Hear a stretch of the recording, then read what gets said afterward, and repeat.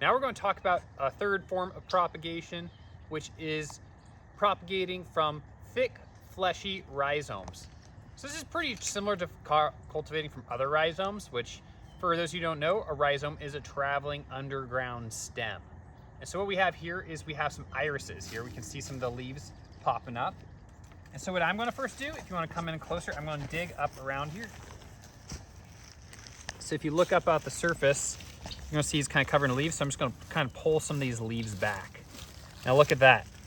So now we can see that rather than this being 3 plants, this is actually 1 plant with a thick traveling underground stem that may be connected to this one over here. If I pull back over here, you can see there is some more of this.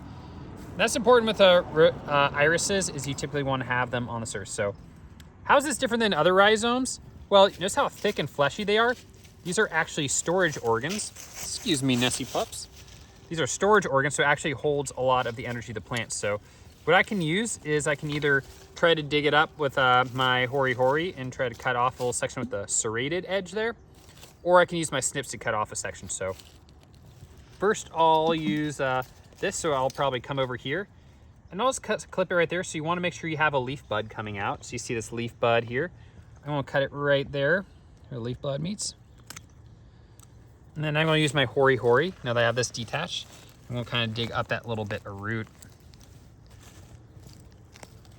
And voila. Now I can either keep the dirt on and just replant it that way, or I could remove the dirt.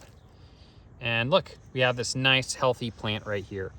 So this is a really excellent way for getting cuttings. I can take multiple of these traveling underground stems and replant it so I can have irises growing on multiple parts of the property. So now that I've cut that, I'm going to, with irises, I mean, you want to kind of you want to have the surface kind of exposed.